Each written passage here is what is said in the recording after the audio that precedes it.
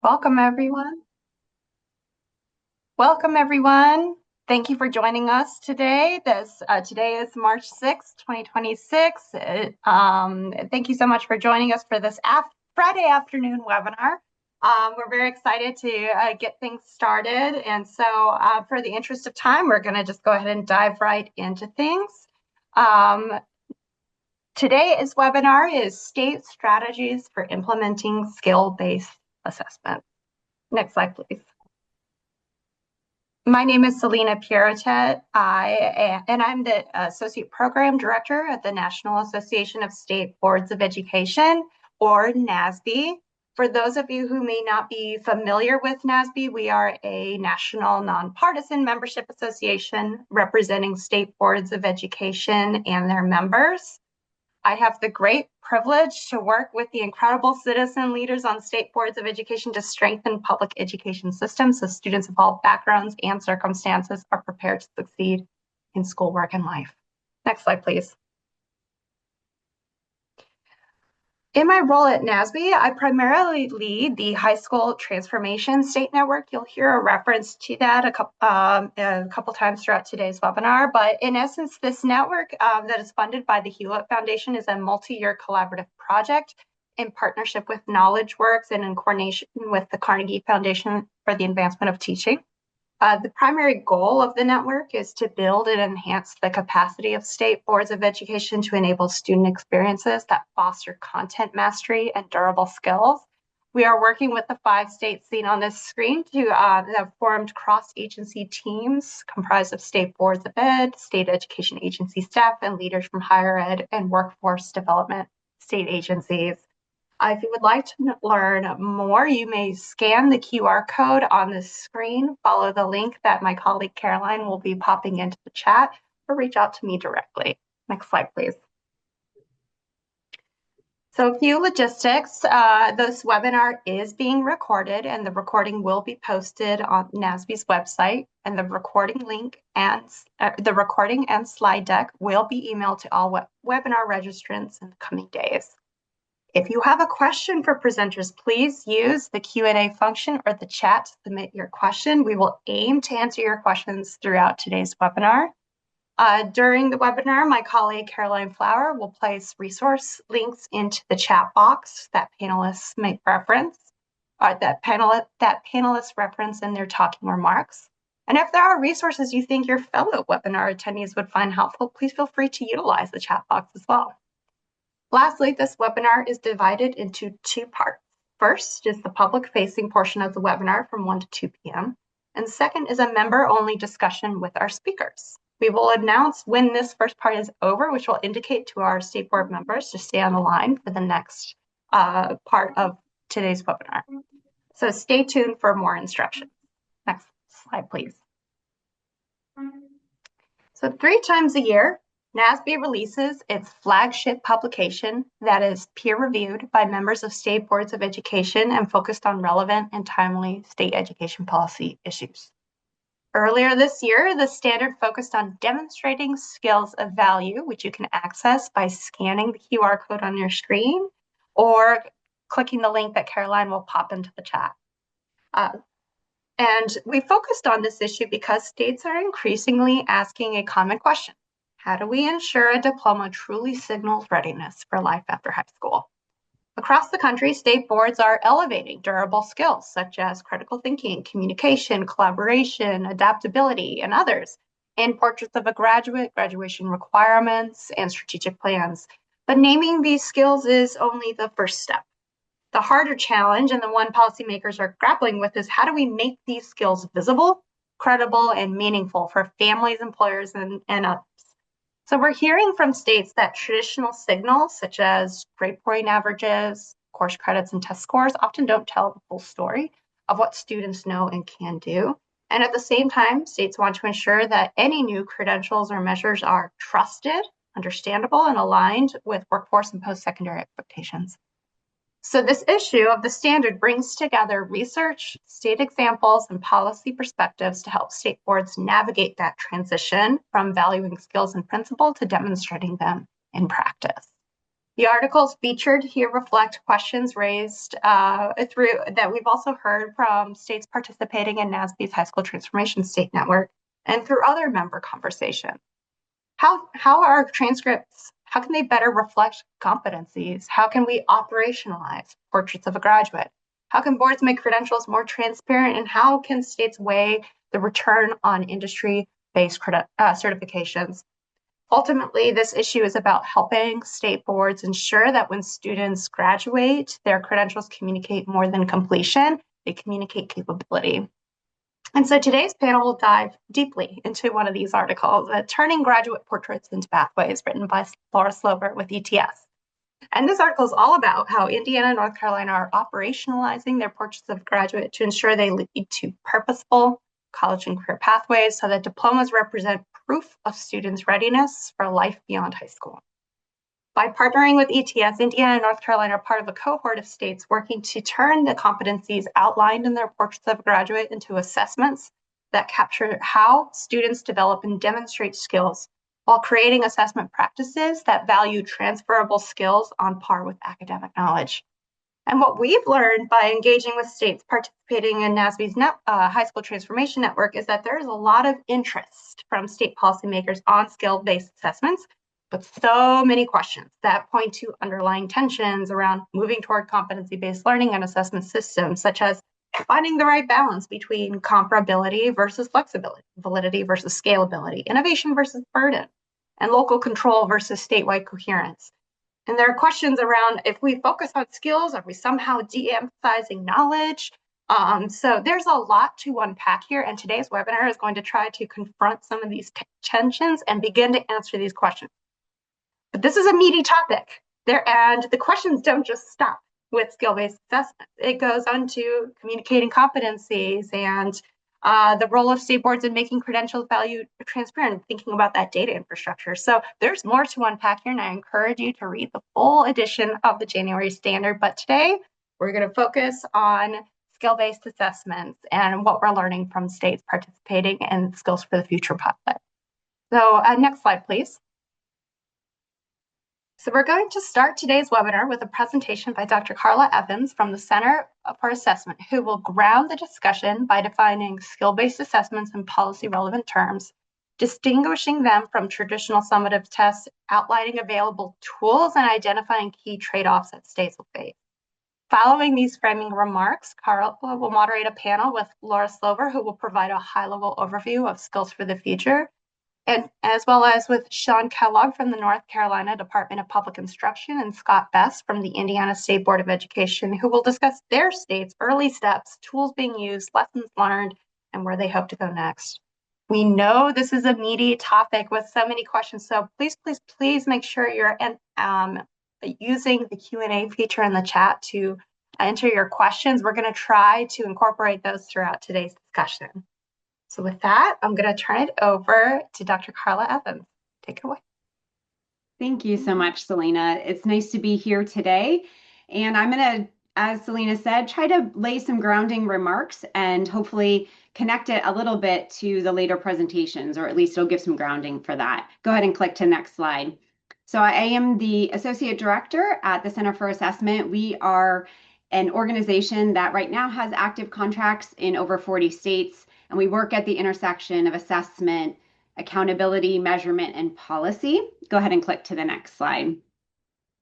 In my presentation today, I'm going to first make sure we're maybe speaking the same language. So we're going to define durable skills-based assessment, and hopefully it's not contradictory with what you hear later. And if so, we should talk about that. I'm going to give just the broad sweeps of tool landscape of what's out there related to assessments, talk about different ways states might be involved in this. You're going to hear later today from Laura and Scott and Sean about particularly with diplomas, but there's other ways the state could be involved as well. And then just kick off our conversation about trade-offs. Go ahead and click to the next slide, please. So I think it's important to ground us because often when we hear durable skills or any 21st century competencies, pick your flavor of term, soft skills, we forget that it's more than just a skill. And sometimes that's why people use the term competency, that really durable skill-based assessments live at the nexus of foundational knowledge and skills. If you think of that as content, knowledge, and skills, the ability to apply that in new or novel contexts, and then the willingness and the volition to apply it. And so when you think about any task you've done over the last week or month, I know I just finished a report yesterday and I was, high-fiving myself. It takes a whole combination of content knowledge, of application, and my own effort behind it. And work and life is like that. So when you think about durable skills today and you hear this conversation and we start talking about assessments, we're really talking about all of this together. So it's deeply connected to content, to context, and to culture. Go ahead and click to the next slide. Sometimes it's helpful to think of this using an example. So when you think about traditional assessments and how they are different from durable skill-based assessments, I oftentimes like to use the example of how we get our driver's license, where you go in first and you sit down for a knowledge test, for a traditional assessment of your content knowledge related to driving rules and road signs and all of that kind of stuff. And you have to hit sort of a certain threshold before they're like, okay, now we're going to put you in a moving vehicle and we're going to test your skill. And really, when we're thinking about durable skills-based assessment, it's like putting it all together. It's that nexus where, yes, you need content knowledge and skill. You still need to be able to read the road signs in real time, understand what a traffic light is and what to do in real time, how to parallel park, all those things. And so it's putting it all together in on the road driving test. And so you can think about how durable skills-based assessments, then when you think about critical thinking, collaboration, communication, any of these things, they really require us to integrate all of our understandings in the quest to then demonstrate our understanding. Go ahead and click to the next slide, please.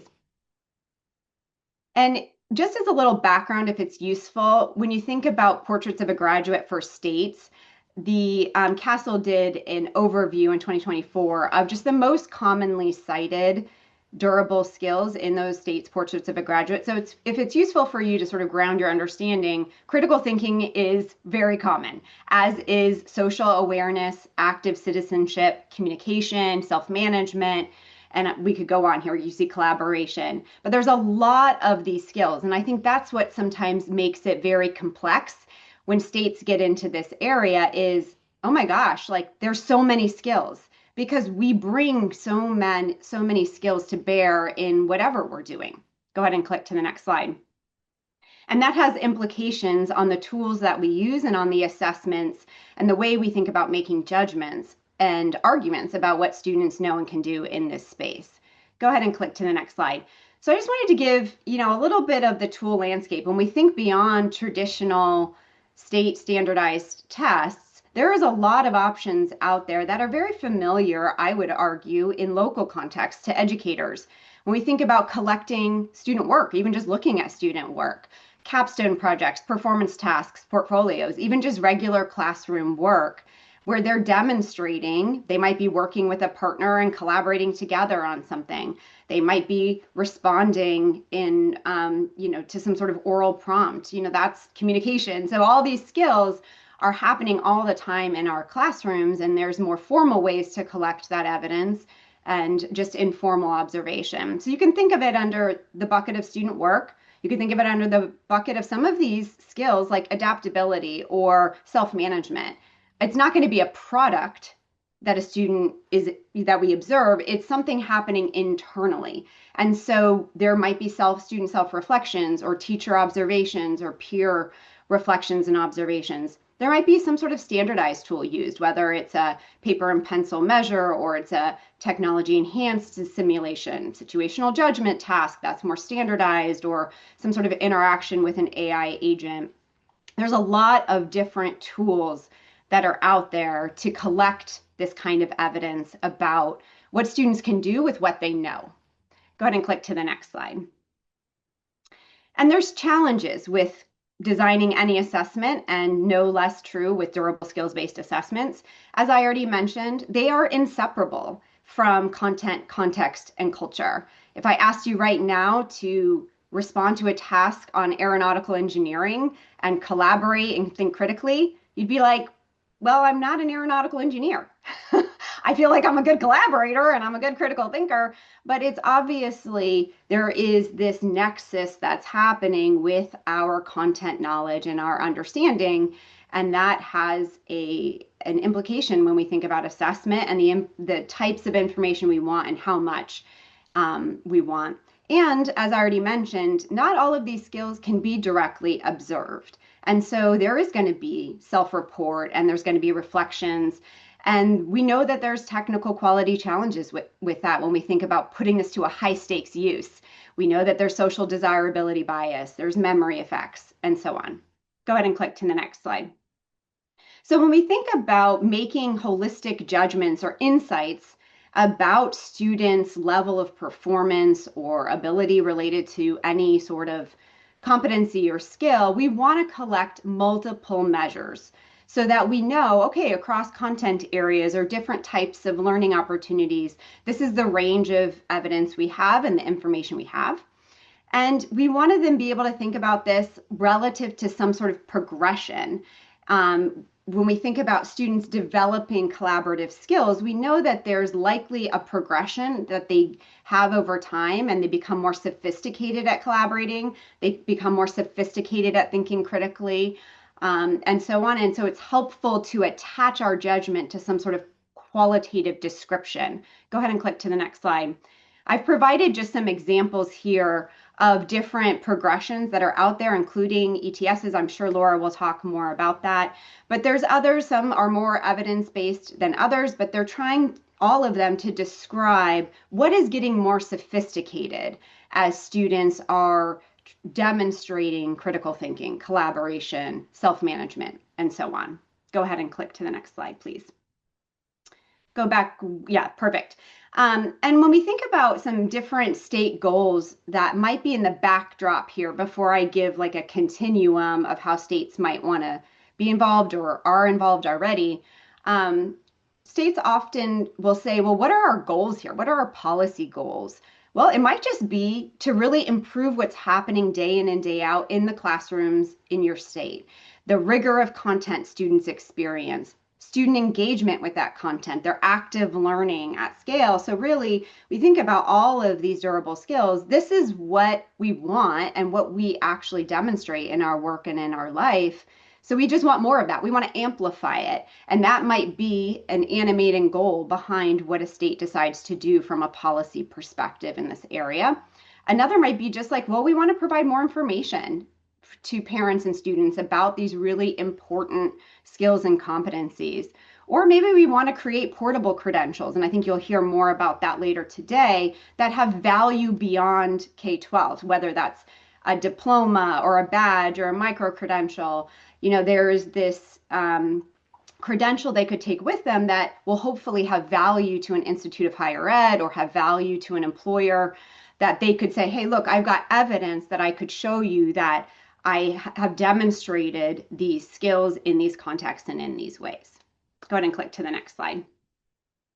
And so now I just want to give some examples, you can click one more, of how a state might think about involvement in this area along a continuum and different ways to signal their policy values. And these are just some examples. I mean, I could come up with others. I'm sure you could come up with others. This slide has more, I would say, low stakes. So sort of like state provided options. And then on the next slide, I'll go through some more high stakes state mandated. So on this slide, you can think pretty low level involvement might be, well, a state creates a portrait of a graduate.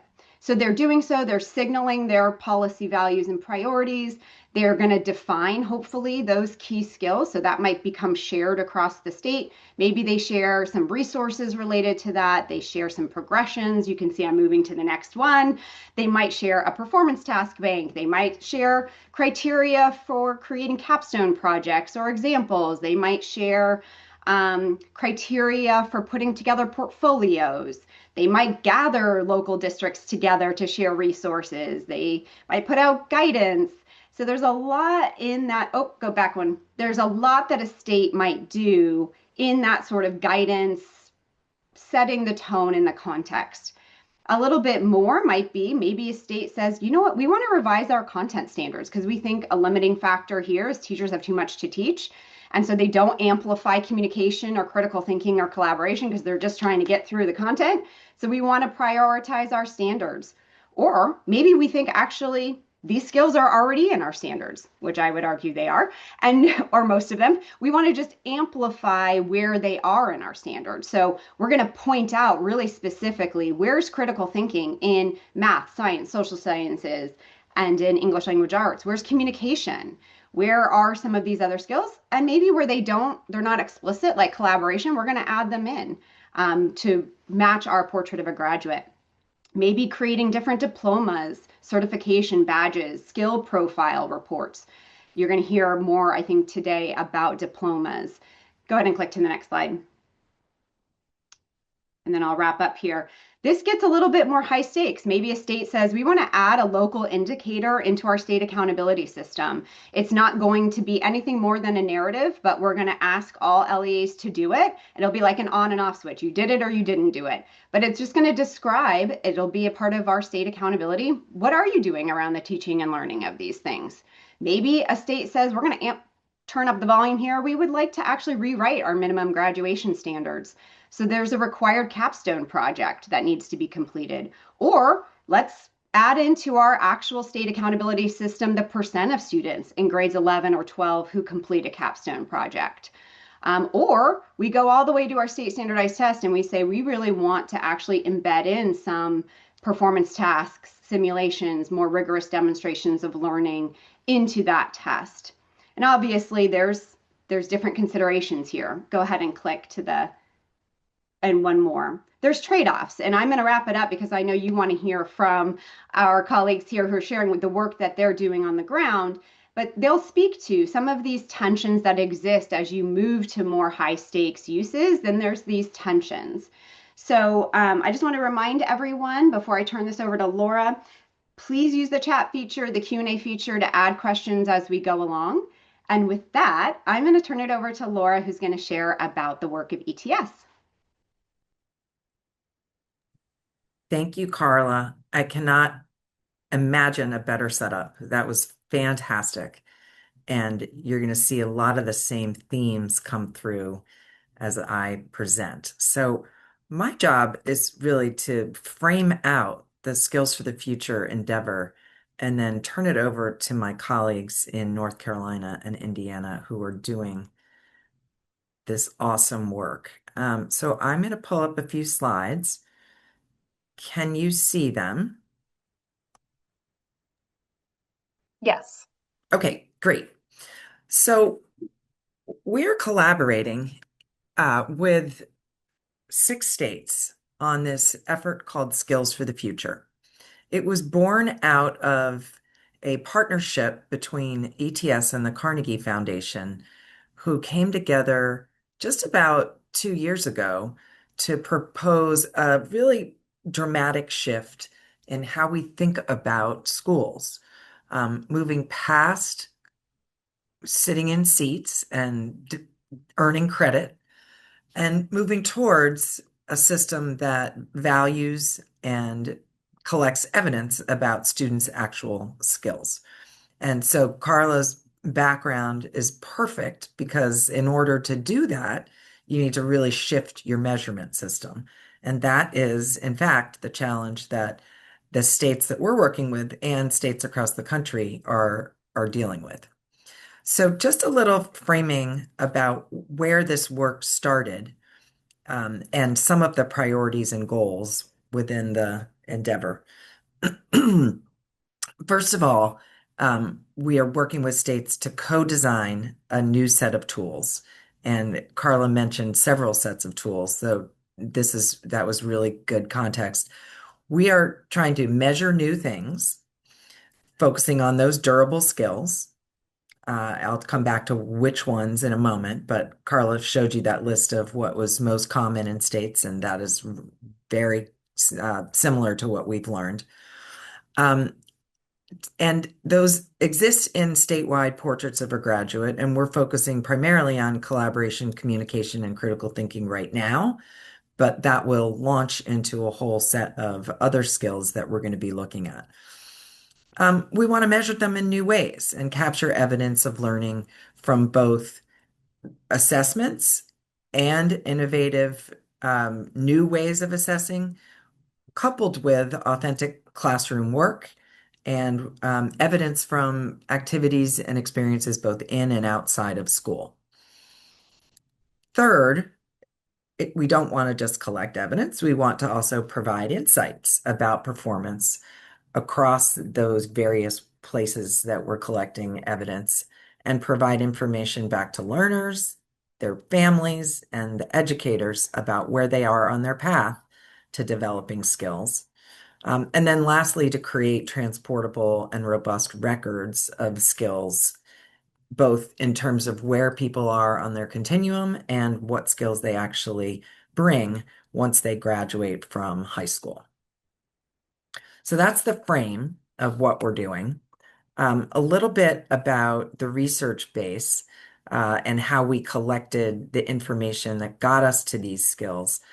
First of all, we looked at portraits of a graduate and culled out what are we seeing the most reflected in what states are already doing. We looked at predictive outcome-based data about, well, okay, if these are the skills that states are prioritizing, how do we see those in, for example, in colleges and in jobs? And what can we do to validate the priorities that states have already identified? We looked at international skills frameworks, US skills frameworks, and evaluated stakeholder input. Carla put up on the screen the set of progressions that we've developed. Those did not exist when this initial research and this project was launched. That is the work of the last year to develop the progressions that I just mentioned in collaboration, communication, and critical thinking. And you can see on this screen the other skills that we're going to turn to next: creativity, leadership, growth mindset, civic engagement, self-regulation, perseverance, digital literacy, and curiosity. Adaptability is also among the ones that we'll take on next. And digital literacy has sort of morphed into AI literacy. So I say that to signal that what you already know, that these skills are evolving, our priorities evolve as we learn more about AI and as the world shifts around us. But what we started with were those three: collaboration, communication, and critical thinking, that states agreed were their highest priority. And let me talk to you a little bit about the system. This is uncannily similar to what Carla mentioned. We, having developed and established our skills progressions, which I'll talk about in a moment, we want to build a system that isn't simply a matter of kids sitting down and taking tests that look a lot like the tests that they have taken for years, but rather to build a collection of evidence that includes out-of-school experiences and artifacts, in-class artifacts and evidence, maybe from classroom tests, but also from assignments, performance that they have in class, for example, around a lab or an oral presentation. And then, in fact, some performance-based tasks that would be held in common across states. And Carla mentioned as one of the tensions, how much do you have in common versus how much flexibility do you have? And what we're trying to do essentially is build a system and help states build their own systems that allow for both. Some things in common to ensure comparability and rigor, and some things that really can allow a lot of both educator choice, district decision-making, and student agency. The goal is then to generate data and populate transcripts and records with meaningful insights about skill development. We have a robust research agenda that includes all the things you might think about: usability, reliability and validity, fairness, which has been key to this work, alignment, of course, and then really understanding how do you think about measuring performance when you're getting data from all these different sources. I have a list of our awesome technical advisory committee. I don't have to read this to you. You'll have these slides after. But suffice it to say, we've got both psychometricians, policy folks, and really some folks who understand human behavior, learning science, and a burgeoning field around AI. So I'm going to go through this really quickly because really I want to get to Scott and Sean. I want to share with you where we are right now. We launched this project about 2 years ago. We've done a lot of work developing tasks and progressions, and we've been piloting. We've been piloting in 35 schools with 3,900 students. It's actually closer to 5,000 at this point as we launch into this new semester. We're piloting tasks, but we're also piloting a system of allowing kids to upload artifacts and score them by both humans and AI. We've published, as I mentioned, the first 3 skills progressions, and then we'll be mapping all of the tasks and experiences to those skills progressions to ensure alignment. And the next ones I'm flagging for development are AI literacy, adaptability, curiosity, and civics. And we're working on the next iteration of our assessment blueprints, and we're continuing to make platform and assessment improvements as we learn firsthand from students and educators what's working and what needs improvement. We've learned a lot to date. I'm looking at my time and thinking that I'm going to turn it over now to Scott and Sean, who are really doing the learning and the implementation on the ground. We've learned about policy, barriers mostly.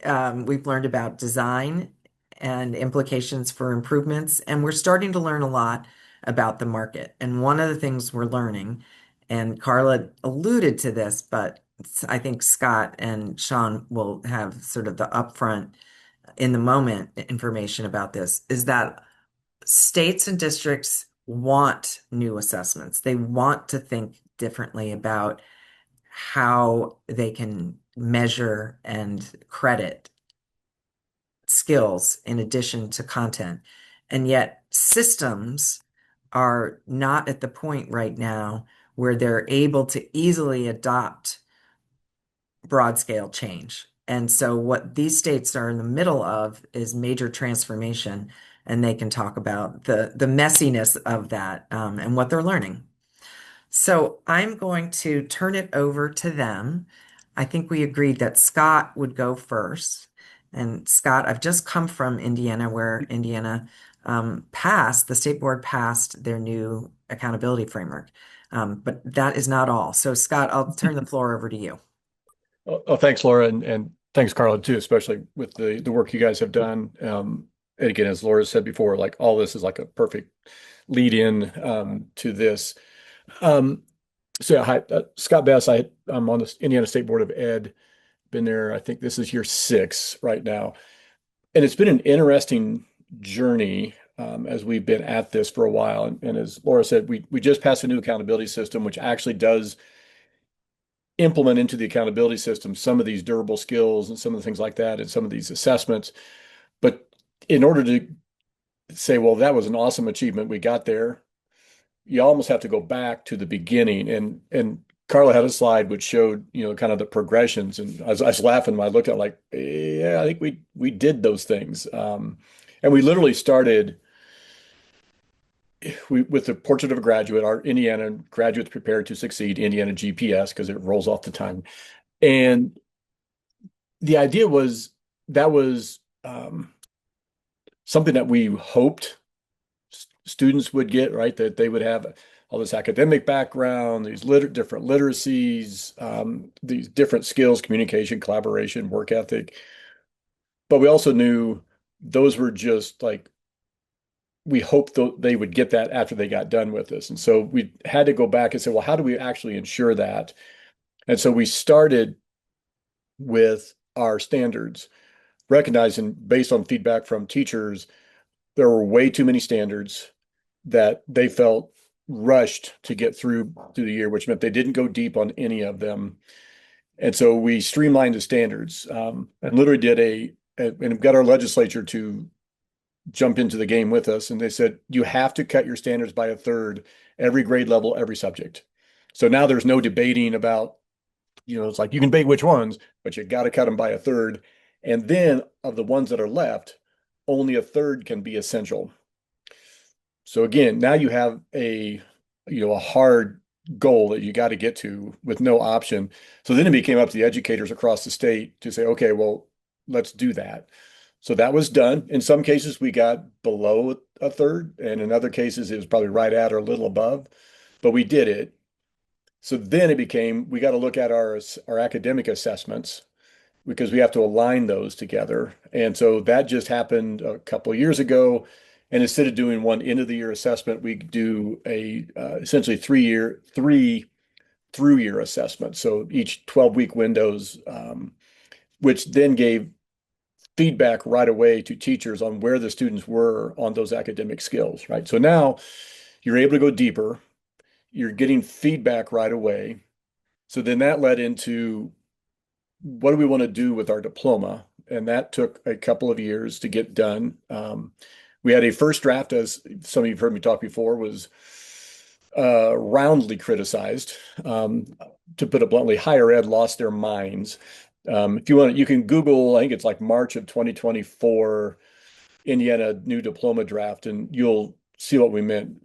Again, our higher ed partners went nuts because it probably was too far out there in terms of going away from the traditional, 42 credits of academic stuff, and you got to get everything done to incorporating the kinds of experiences that we're talking about here.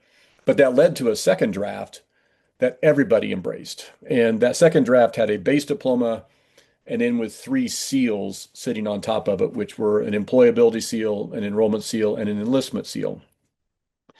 And that gave us for the first time an actual true progression that students could follow that says, oh, if I want to go to college in Indiana, these are the courses I have to take.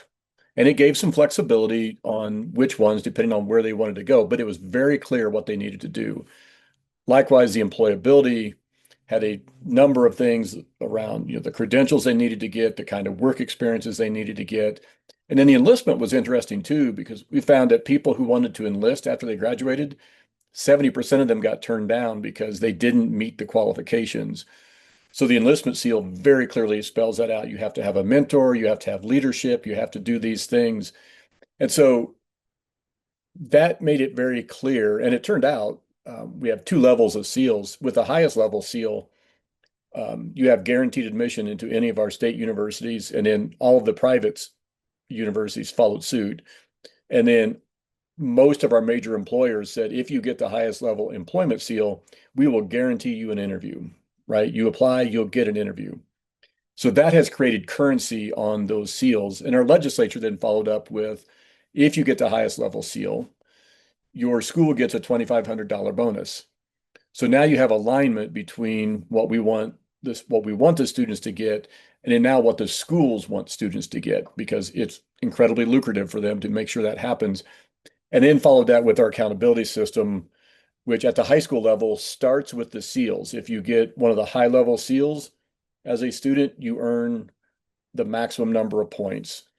But then it also adds in things like if you get a credential, if you have work-based learning, there's a bunch of other things that are in there.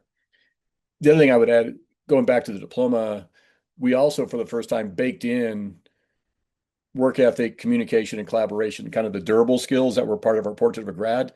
Those are in the seals. And you have to demonstrate proficiency in that in order to obtain the seal, which gets to the assessments, right? And so right now we know it's imperfect. We're participating. We have some pilot schools in the ETS pilot with looking at the communication and collaboration pieces of that.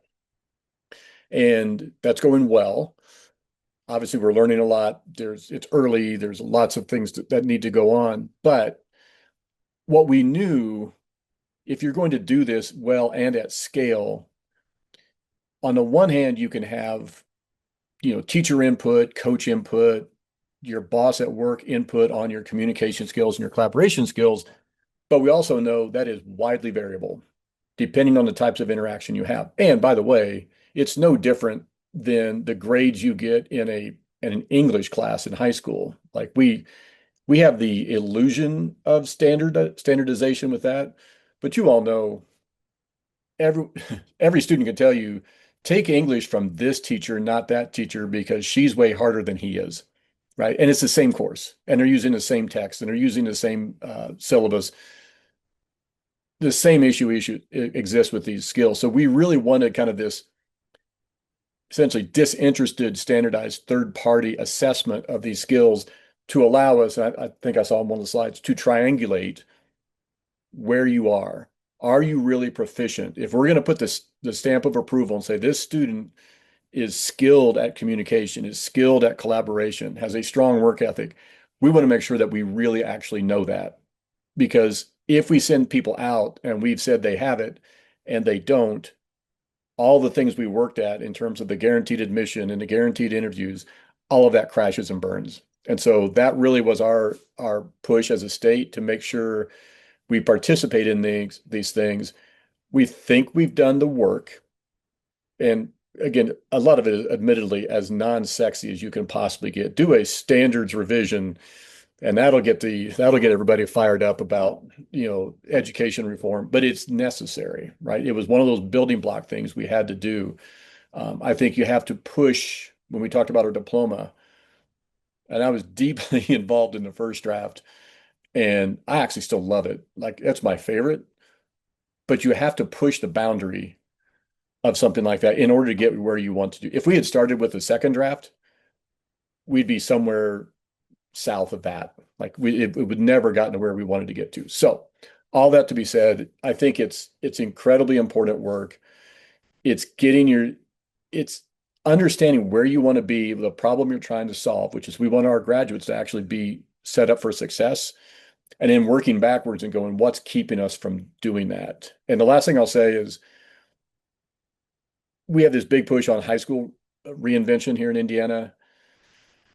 And we've had questions like, why start at high school? Like you should start with preschool and kindergarten and move your way up. And the answer is, at least in the K through 12 system, high school drives everything because the middle school people will say, hey, we got to make sure we have everybody ready to go to high school. So we're gonna spend seventh, eighth grade doing the things they do so that you're ready. And then the elementary people go, oh my gosh, middle school is gonna be so much harder than this.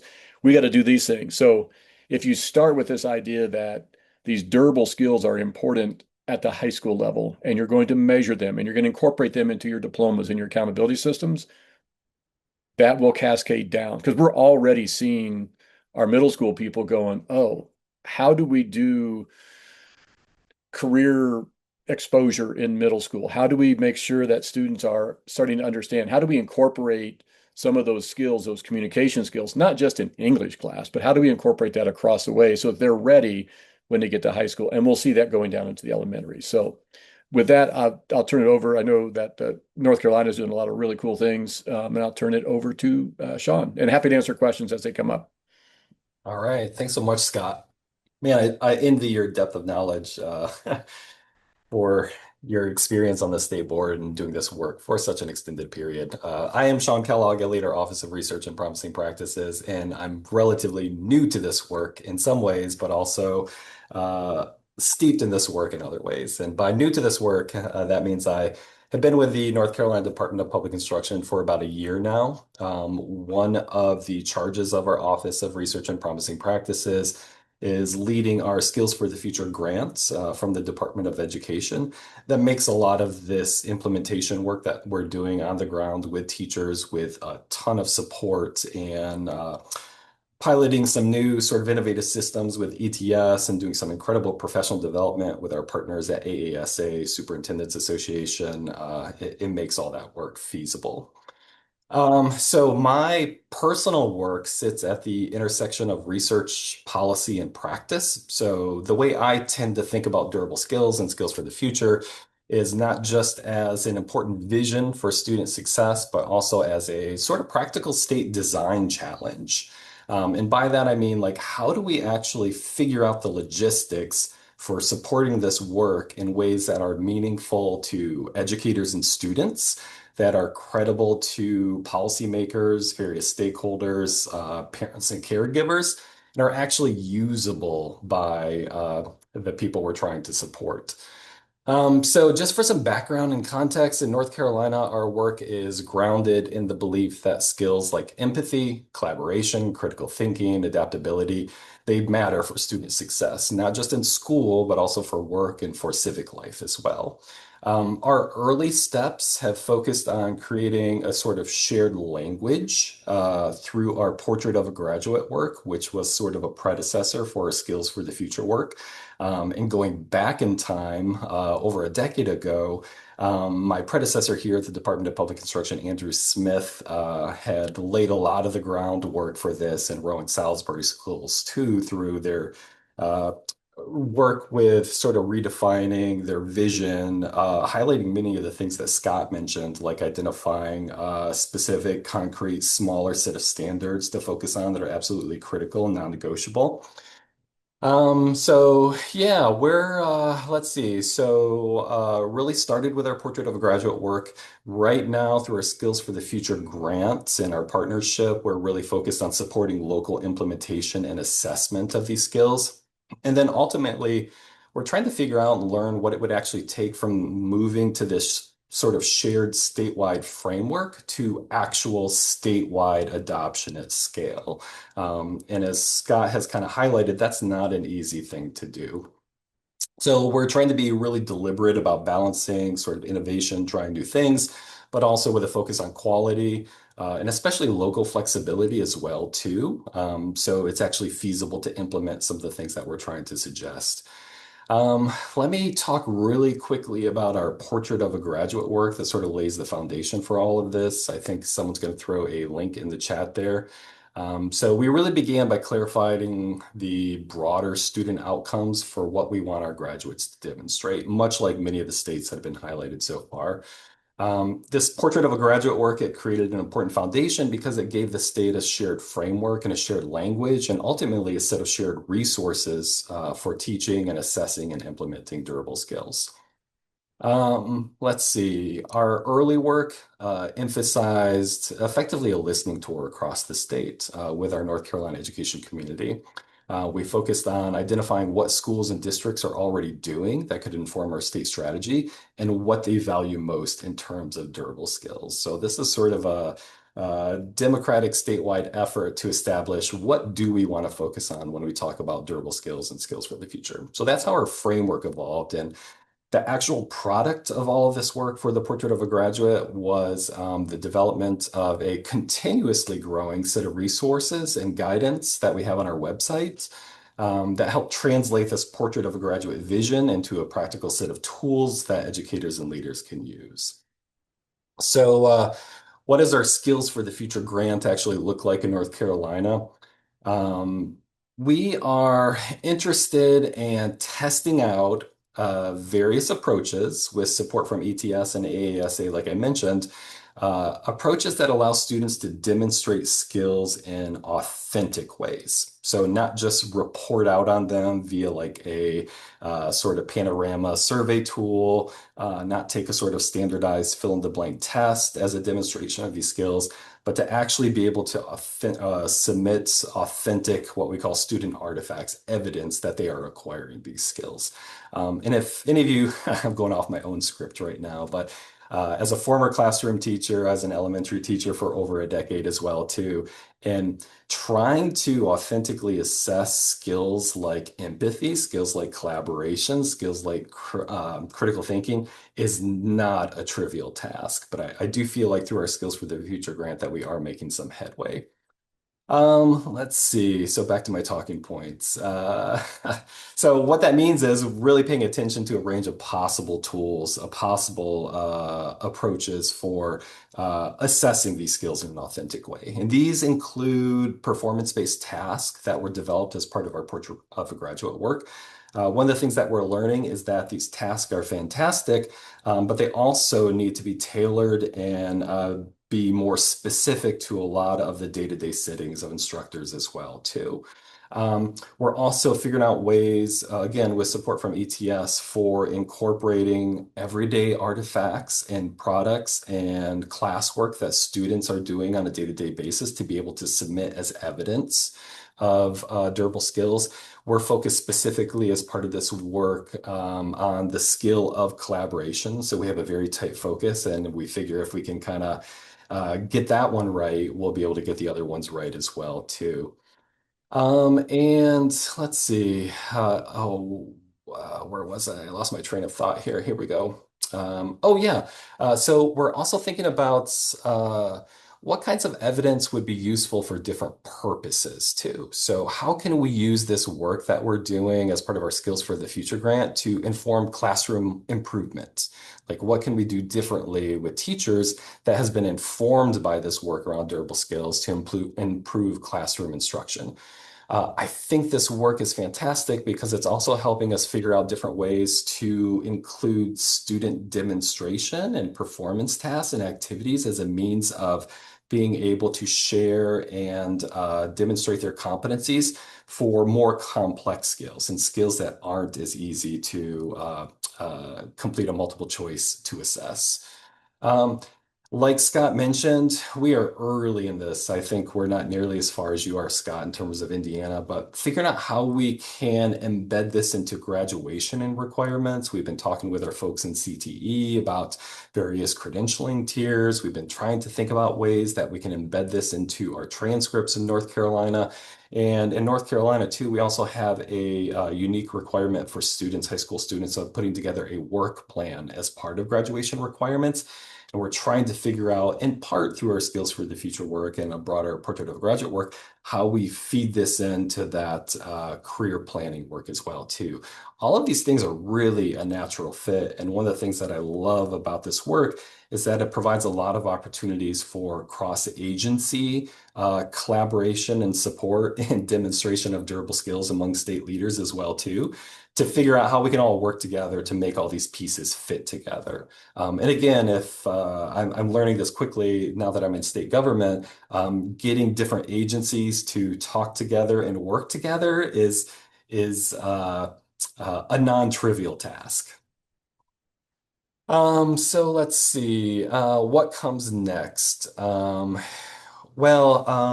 Implementation.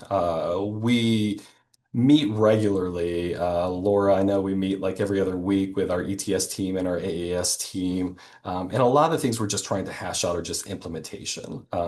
For example, with our ETS platform, just figuring out student rostering, how to get students into the system, how to upload artifacts in a way that is manageable by teachers as well, too.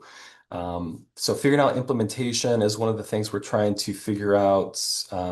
Let's see. Clarifying criteria for what counts as credible evidence for demonstration of these durable skills. That's important. And like, I think most important of all is just trying to figure out what kind of supports educators really need and what kind of barriers we need to remove and what kind of conditions need to be in place for them to feasibly embed durable skills into their day-to-day academic instruction. This falls under my realm too, but also needing to think about how state policy can enable this work without over standardizing everything too early in the process, but also making sure this work fits within other existing policies and programs. So it's not just one more thing for educators and teachers. So over time, it's probably going to mean we're going to need to provide clearer guidance. Again, through some of the work that we're doing with the ETS, providing validation frameworks for truly assessing these durable skills, creating more exemplars and resources and tools for educators that are especially tailored to their unique environments as opposed to one-size-fits-all resources.